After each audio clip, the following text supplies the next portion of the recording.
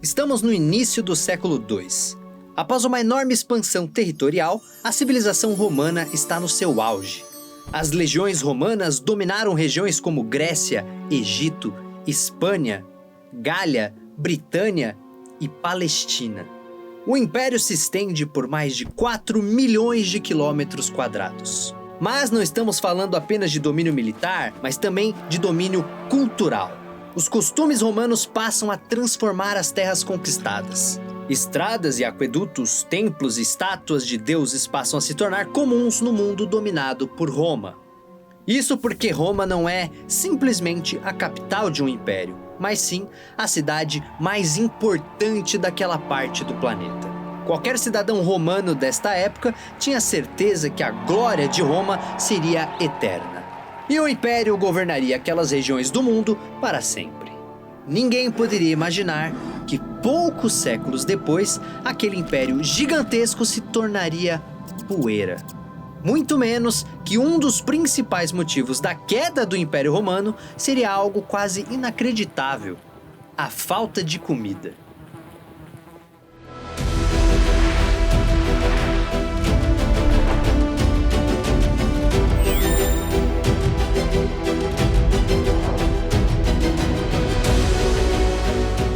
Olá, meus queridos amigos, tudo bem com vocês? Meu nome é Felipe Castanhari e sejam bem-vindos a mais um Nostalgia Animado. E antes de começar o vídeo, eu gostaria de pedir para você deixar o seu gostei aqui embaixo, porque às vezes eu peço no final, vocês esquecem. E também queria pedir para você se inscrever aqui no canal, tem um botãozinho de se inscrever, se inscreve lá, porque mais da metade das pessoas que assistem ao Nostalgia não estão inscritas. Então, você é uma delas? Se inscreve agora, não perde tempo. Vire também um membro aqui no canal, é só clicar no link aqui na descrição para virar membro. Ao se tornar um membro, você me ajuda diretamente, já que esses vídeos dão um trabalho do caramba e o YouTube tem esse problema com monetização. Então dessa forma você me ajuda demais, você não faz ideia. Inclusive essas são as pessoas maravilhosas, os membros Super Saiyajin 3 que contribuíram com esse vídeo. Se você quer seu nome aqui, clica aqui embaixo para se tornar um membro Super Saiyajin 3. Mas é isso, deram o gostei aí, estão inscritos no canal, então vamos explicar agora de uma maneira simples como foi a queda dos romanos.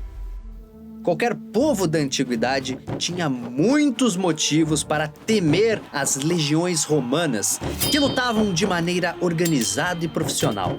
Guerreiros de povos germânicos ou até mesmo exércitos de civilizações mais antigas e poderosas, como os egípcios, simplesmente não eram páreo para enfrentar as forças romanas.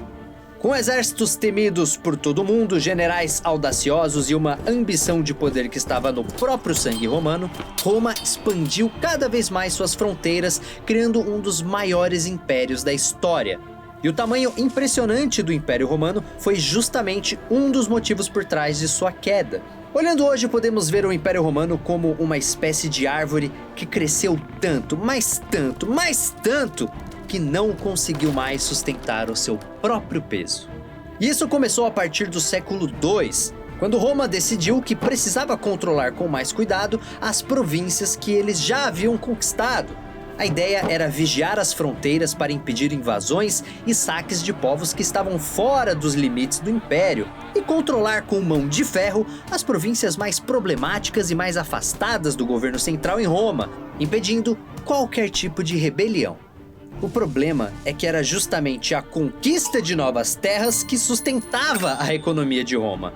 Aliás, podemos ir além e dizer que era a expansão do império que literalmente colocava comida na mesa dos cidadãos romanos. E sabe por quê?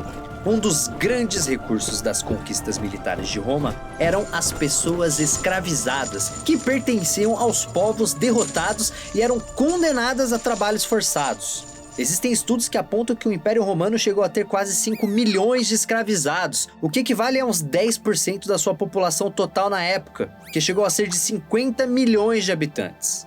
E metade dessas pessoas escravizadas trabalhava no campo, especialmente na produção de alimentos.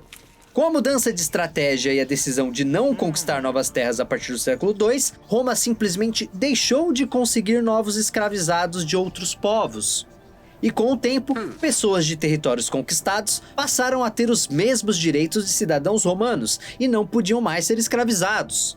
Essa crise do escravismo criou uma bola de neve. Roma foi ficando com um número cada vez menor de escravizados e novas pessoas escravizadas não eram mais trazidas para o Império. Não demorou muito e as fazendas e plantações começaram a ficar com cada vez menos mão de obra escravizada. Sem mão de obra, sem colheitas. Sem colheitas, sem alimentos. Chegou um momento em que o Império não produzia mais alimentos suficientes para todos os que viviam dentro das suas fronteiras. Um dos impérios mais gloriosos e poderosos da sua época se viu frente a frente com um problema básico: a fome. E aí o vinho romano começou a azedar a partir do século III. Sem comida suficiente para todos, o preço dos alimentos começou a subir sem parar, gerando inflação e caos social.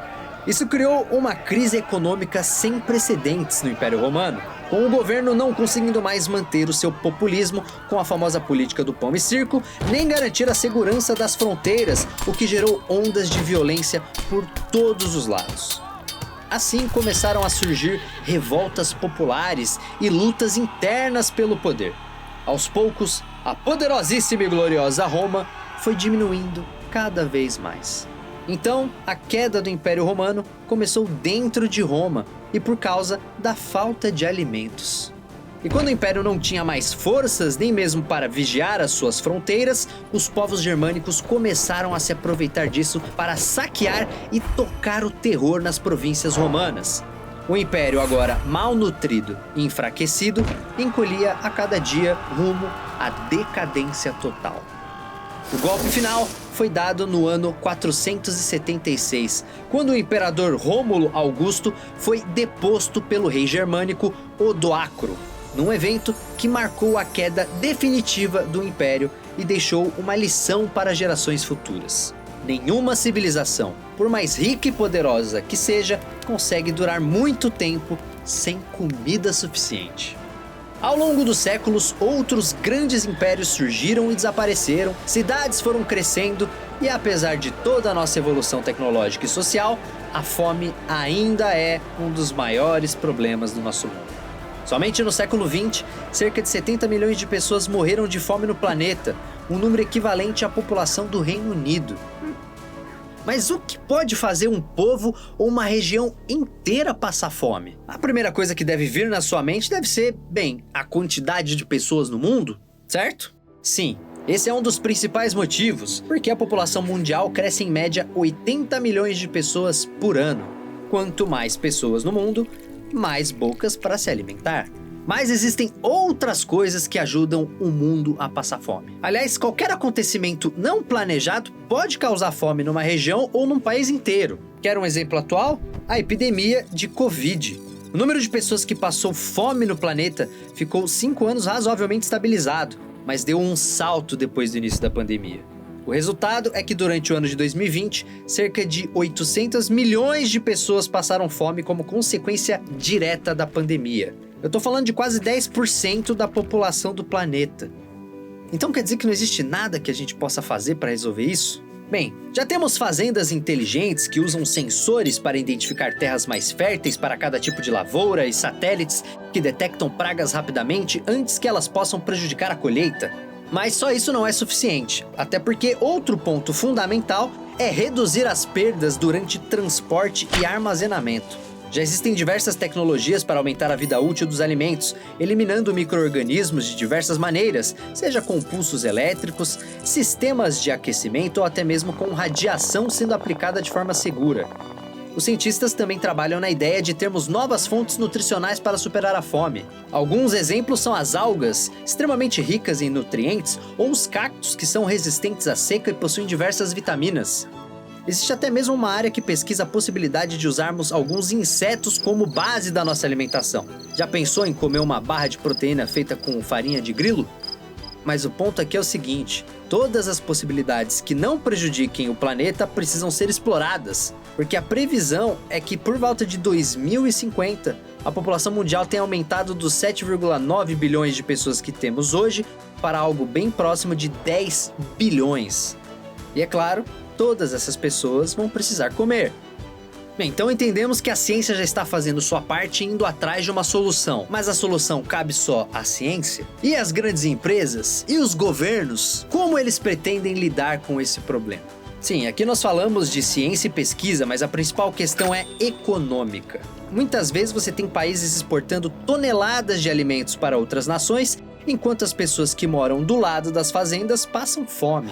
A verdade é que todo o modelo de produção de alimentos precisa ser totalmente repensado, levando em conta fatores como desperdício, respeito ao meio ambiente, melhores condições de trabalho, além, claro, de apoio à agricultura familiar e pequenos produtores, especialmente aqueles que produzem alimentos orgânicos sem agrotóxicos ou substâncias que são nocivas para a saúde e para a natureza.